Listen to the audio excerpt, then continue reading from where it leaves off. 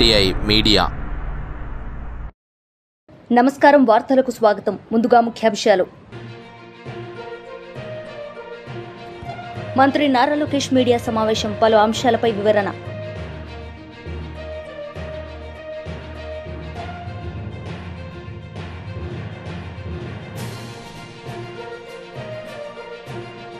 BJP leader కోసం Venkateswarlu media సమావేశం, పలు అంశాలపై వివరణ.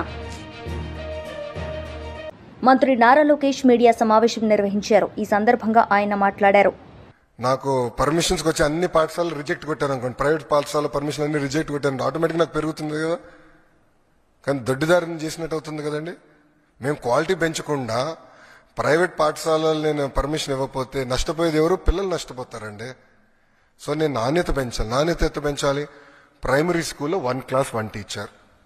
సెకండ్, మెగా డిఎస్సి 16,347 టీచర్ పోస్టులు భర్తీ చేసినానికి ఆల్రెడీ డిఎస్సి మొదలైపోయింది. 24 కేసులు వేశారండి. 24 కేసులు వేశారు డిఎస్సి ఆపేదానికి. బట్ ముందరికి పక్కడబందిగా నోటిఫికేషన్ ఇచ్చాం కనుక we are able to go ahead. So teacher recruitment జరుగుతుంది. ప్యారల్గా మీరు చూస్తే కరికులం చాలా ఇంప్రూవ్ చేశాము. ఉపాధ్యాయులకు ఎలాంటి ఇబ్బంది లేకుండా సంస్కరణలు తీసుకొచ్చాం.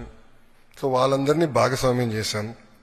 ఇంకో పక్కన తల్లిదండ్రుల్ని, విద్యార్థిని, ఉపాధ్యాయుల్ని ఎంగేజ్ చేస్తూ పేరెంట్ టీచర్ మీటింగ్ కూడా పోయిన సంవత్సరం డిసెంబర్లో పెట్టాం. ఈ సంవత్సరం కూడా జూలై 5వ తారీఖు నాడు మెగా పేరెంట్ టీచర్ మీటింగ్ ఉంటుంది. రాష్ట్రాలతో ఎంగేజ్ చేస్తాం. సో కమ్యూనిటీని కూడా మేము ఎంగేజ్ చేస్తాం జరుగుతుంది. సో నాణ్యత పెంచాలి, క్వాలిటీ పెంచాలి, లెర్నింగ్ అవుట్కమ్స్ పెంచాలి, రిజల్ట్స్లో పెంచాలి. ఆటోమేటిక్గా తల్లిదండ్రులు ప్రభుత్వ పాఠశాలకు వాళ్ళ పిల్లలు పంపిస్తారని నేను బలంగా నమ్ముతున్నాను. మేడం గారు చేయికెత్తారు first.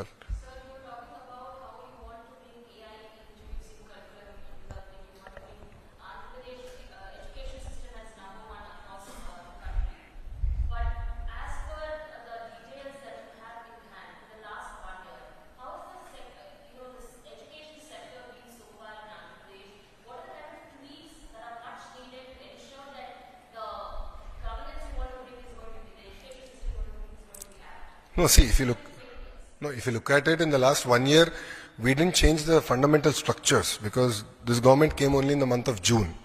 So by then the academic year started. I didn't want to mess around with the system.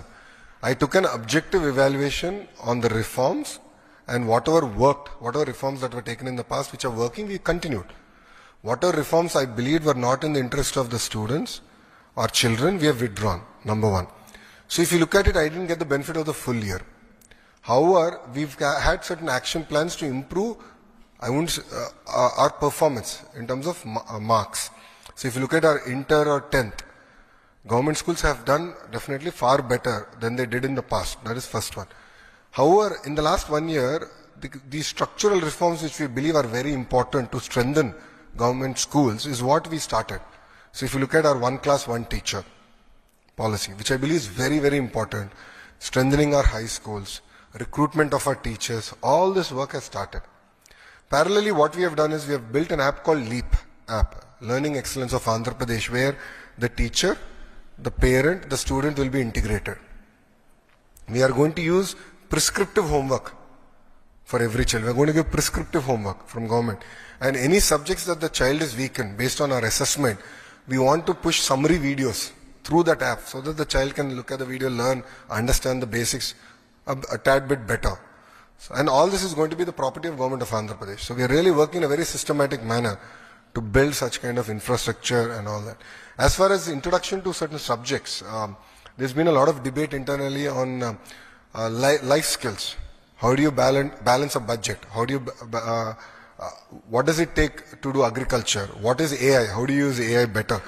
So we've received some input that we can start doing this as sort of a life skills course for our children. So that's something that we are also now implementing starting this year. So I believe that we are starting on a very strong foundation, and this will yield in much better learning outcomes in the coming years. So I'll give you an example of it. If you look at our literacy rate, Andhra Pradesh is last in India. And one of the primary reasons is that adult education in the last 5 years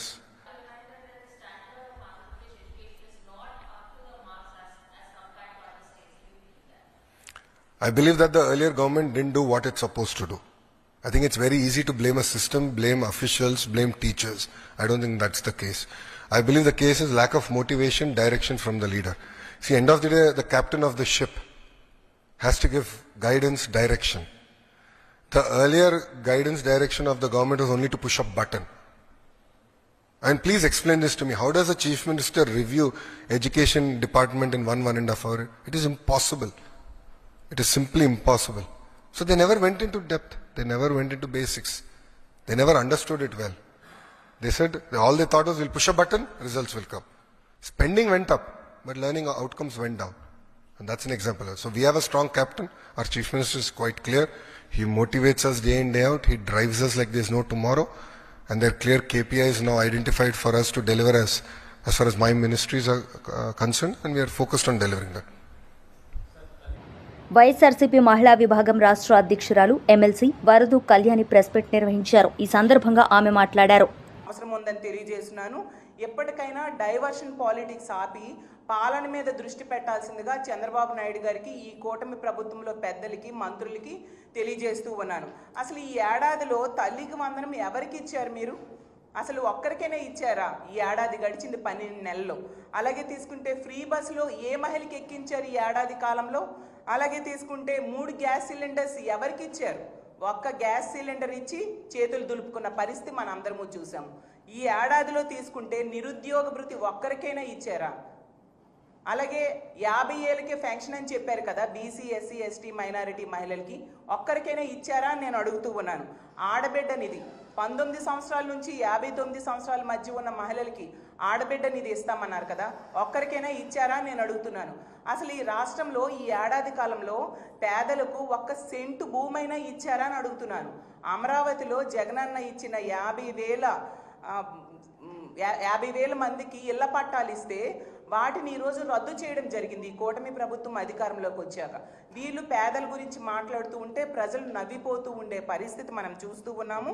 అలాగే తీసుకుంటే గత 3-4 రోజులుగా లేని విషయాన్ని వక్రీకరించి ఎంత దారుణంగా చంద్రబాబు నాయుడు గారు, లోకేష్ గారు, అలాగే మంత్రులు, ముఖ్యంగా మహిళా మంత్రులు, మహిళా కమిషన్ చైర్పర్సన్తో సహా ఎంత దారుణంగా వ్యాఖ్యలు చేశారో మనం చూసాం. అసలు మహిళా కమిషన్ చైర్పర్సన్ గారు ఎప్పటికైనా సుప్రీంకోర్టు వ్యాఖ్యల ద్వారా బుద్ధి తెచ్చుకొని తన వ్యాఖ్యల్ని వెనక్కి తీసుకోవాల్సిన అవసరం ఉందని తెలియజేస్తూ ఉన్నాను. అలాగే తీసుకుంటే మహిళా మంత్రులు ఒక బాధ్యతాయుతమైన రాజ్యాంగబద్ధమైన పదవిలో ఉన్నారు. హోమ్ మినిస్టర్ గారైనా, అనిత గారైనా, అలాగే తీసుకుంటే గుమ్మడి సంధ్యారాణి గారు అంత రాజ్యాంగబద్ధమైన పదవుల్లో ఉండి ప్రజలకు సమాధానం చెప్పే బాధ్యతాయుతమైన పదవుల్లో ఉండి వాళ్ళేమో ఒక తప్పుడు కేసుల విషయంలో ఏకంగా పోలీస్ స్టేషన్స్కి వెళ్ళి పోలీస్ దగ్గరికి వెళ్ళి తప్పుడు ఫిర్యాదులు సాక్షి మీద, మా భారతమ్మ మీద జరగని ఇష్యూ మీద ఇవ్వడం అంటే ఎంతగా వీళ్ళు దిగజారుడు రాజకీయాలు చేస్తున్నారో మనం అర్థం చేసుకోవచ్చు.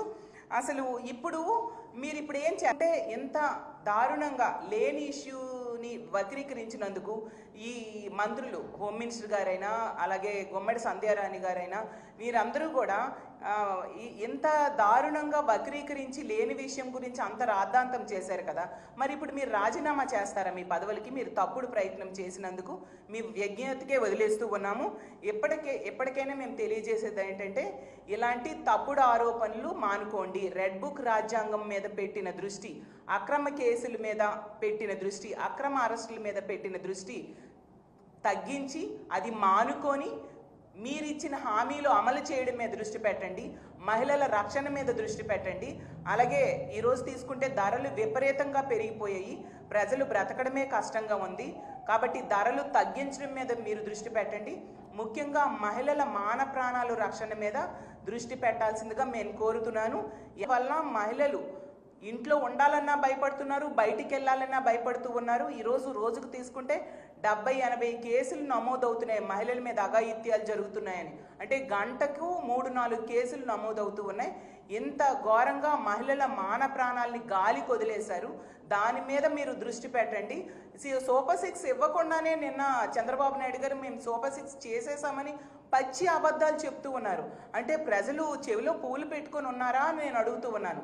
కాబట్టి మీ పాలనా వైఫల్యాలను కప్పుపుచ్చుకోవడానికి ఇలాంటి అక్రమ కేసులు పెట్టకండి. పైన చట్టం, న్యాయం అలాంటివి ఉన్నాయి. మనము అంబేద్కర్ రాజ్యాంగంలో ఉన్నాము కాబట్టి మీరు ఇలాంటి తప్పుడు కేసులు పెట్టడం మాని మీరిచ్చిన హామీల అమలు మీద అలాగే ప్రజల రక్షణ మీద దృష్టి పెట్టాలి.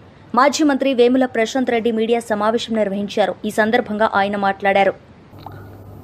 వారి వ్యవహారం ఎట్లా ఉందంటే, గల్లీలో గల్లీ దందాలు చేసి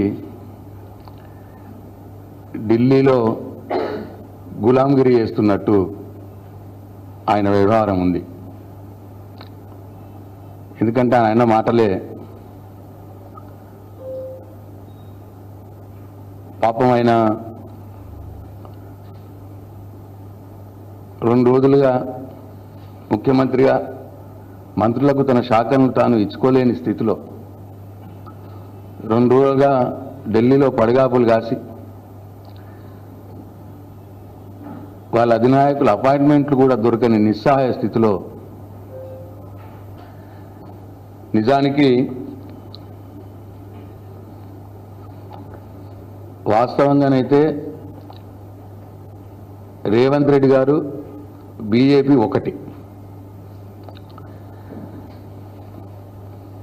వాళ్ళ దోస్తాను ఎప్పటికప్పుడు అనేక సందర్భాల్లో బయటపడ్డది. ఉదాహరణకు బీజేపీ ఎంపీ విశ్వేశ్వరరెడ్డి గారు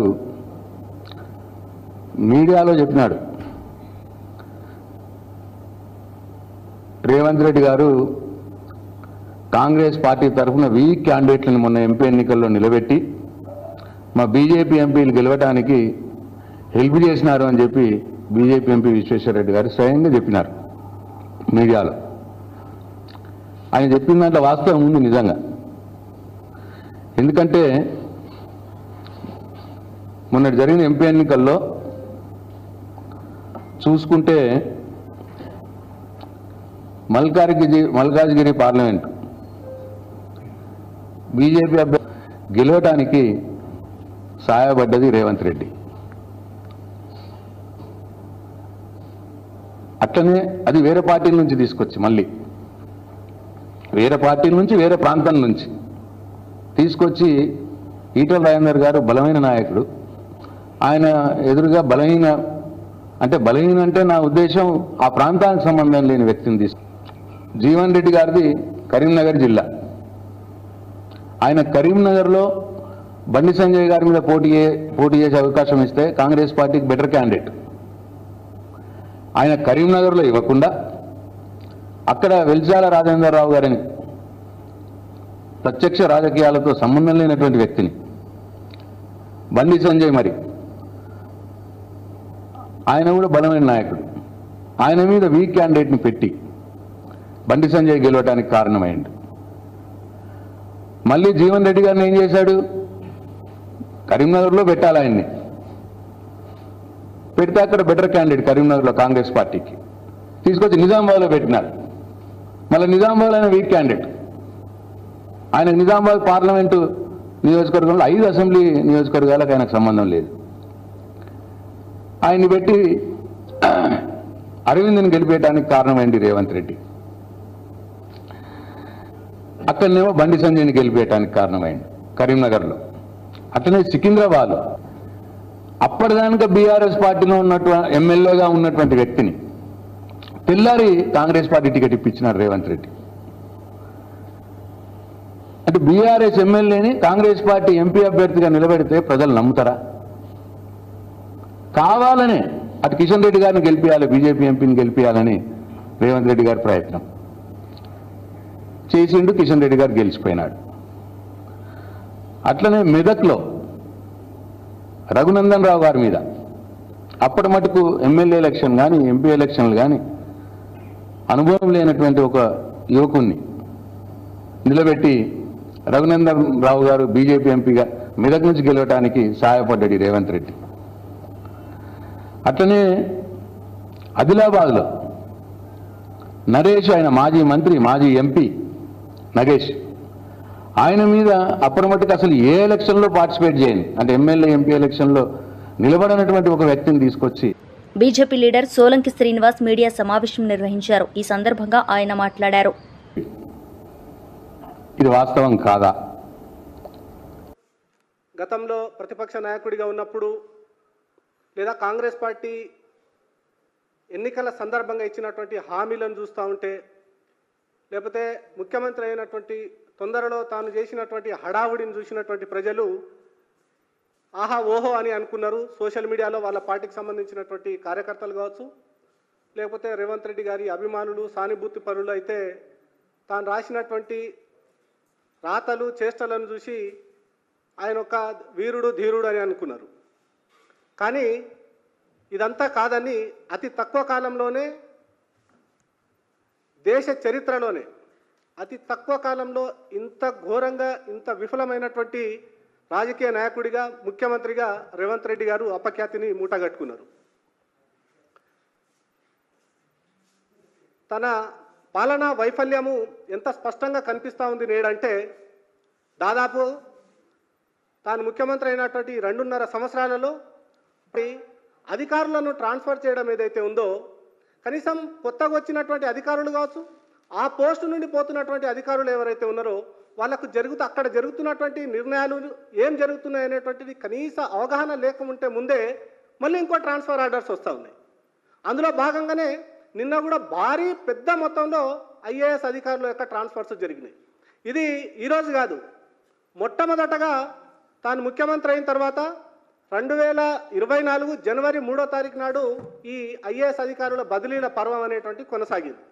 ఆ రోజు నుండి ఆ తర్వాత జనవరి 25వ తారీఖు నాడు ఒక ట్రాన్స్ఫరు, అక్టోబర్లో మరొక ట్రాన్స్ఫరు, నవంబర్లో మరొక ట్రాన్స్ఫరు, ఏప్రిల్ 27వ తారీఖు నాడు మరొక ట్రాన్స్ఫర్ 2025, ఆ తర్వాత ఏప్రిల్ నుండి నిన్న మే జూన్ 2 నెలల్లోనే 12వ తారీఖు నాడు 2025వ తారీఖు నాడు నిన్న మరిన్ని బదిలీలు జరిగినాయి. అంటే సరాసరి 3 నెలలకు ఒకసారి ట్రాన్స్ఫర్స్ జరిగితే ఇక అధికారులు ఏం పనిచేస్తారు?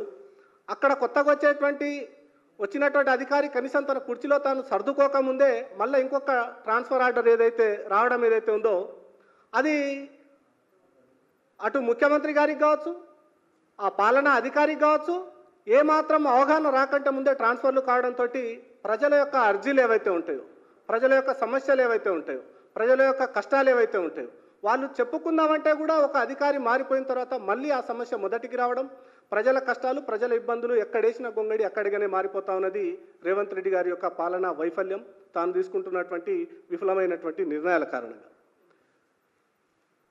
రేవంత్ రెడ్డి గారు ప్రతిపక్ష నాయకుడిగా కొంతమంది అనుకున్నారు. కానీ ఈ నిర్వాకం చూస్తున్న తర్వాత మాత్రం చాలా స్పష్టంగా అర్థమవుతా ఉన్నది, రేవంత్ రెడ్డి గారు తన వైఫల్యాలకు తాను కారణమా లేకపోతే తన అధిష్టానం కారణమా సమాధానం చెప్పేటువంటి పరిస్థితి ఉన్నది.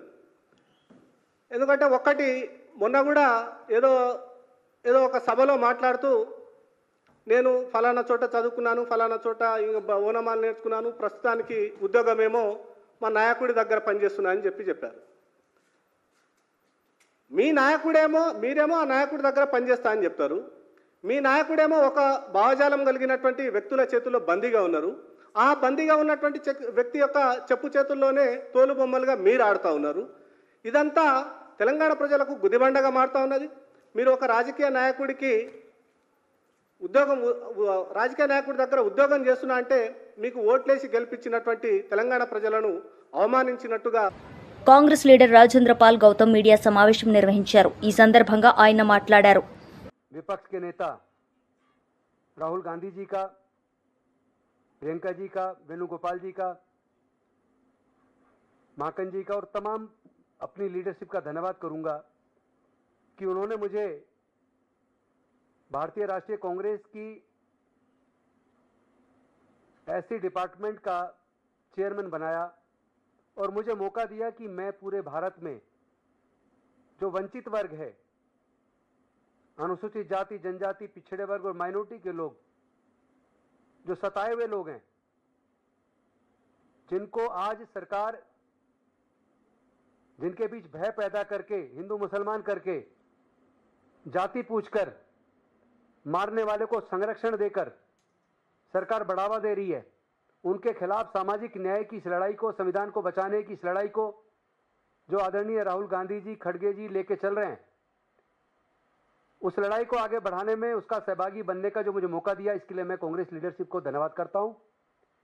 और साथ ही साथ पूरे भारत के बहुजन समाज को मैं आश्वस्त करता हूं कि जो हमारे महापुरुषों की विरासत है और हमारे महापुरुषों की जो विचारधारा है, मैं किसी भी कीमत पर उस विचारधारा के साथ समझौता नहीं करूंगा।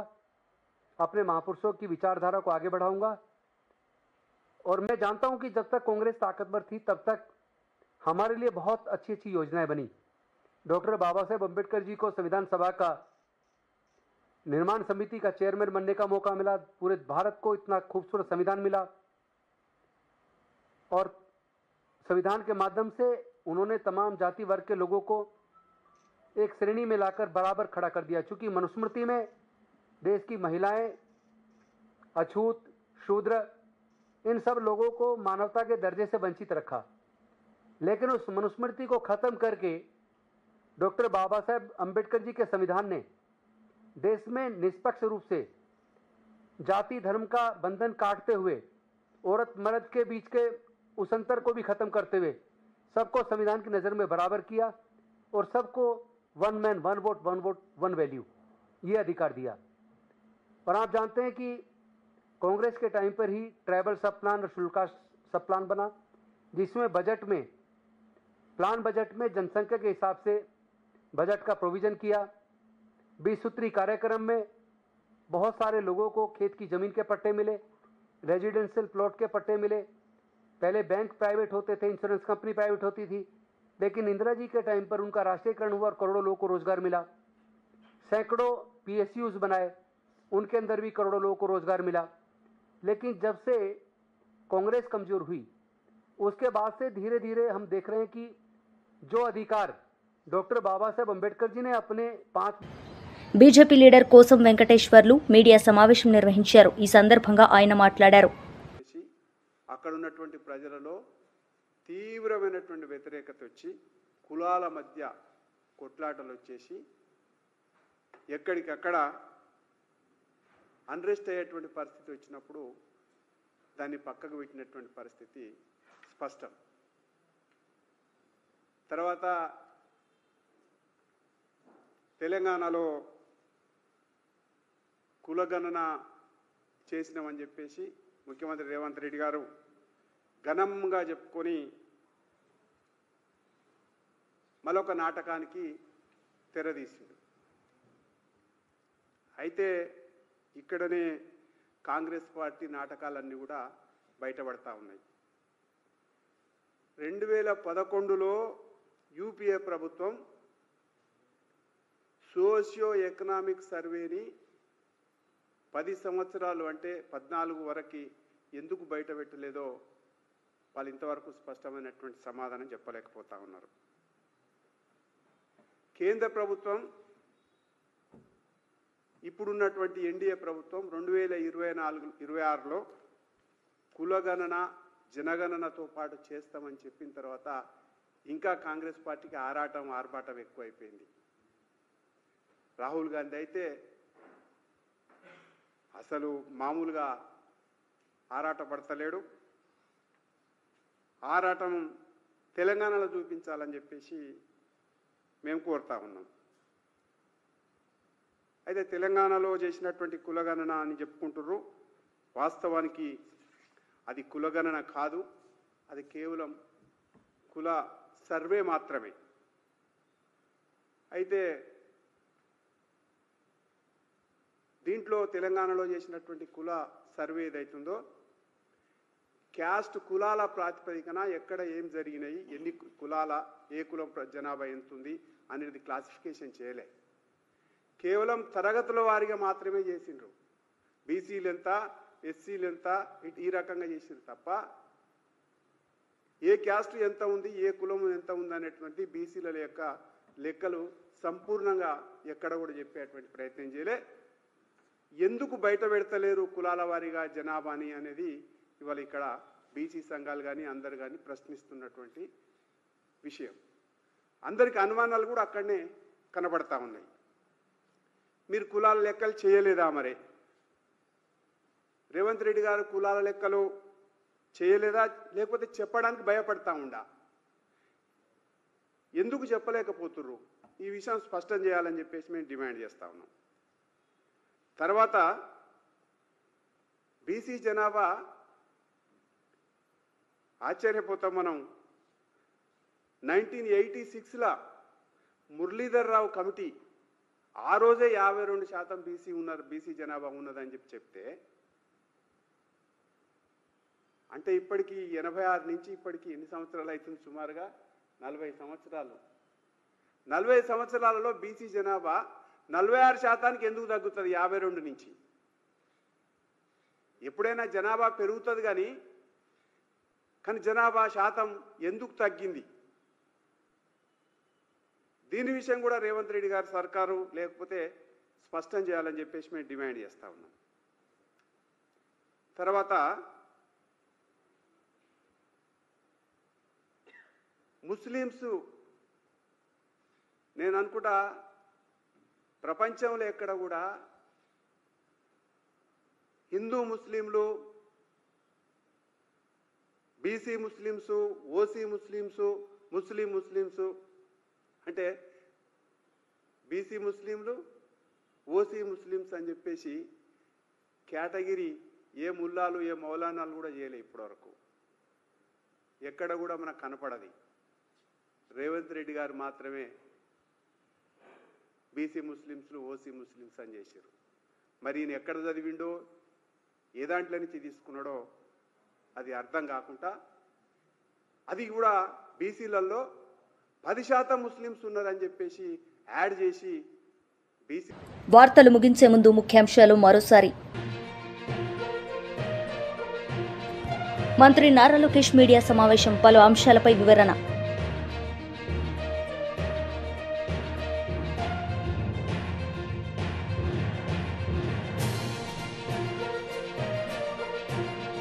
బీజేపీ లీడర్ కోసం వెంకటేశ్వర్లు మీడియా సమావేశం, పలు అంశాలపై వివరణ. ఈ వార్తలు ఇంతటితో సమాప్తం. తిరిగి ప్రసారమయ్యే వార్తల్లో మళ్ళీ కలుద్దాం. అంతవరకు సెలవు. నమస్తే.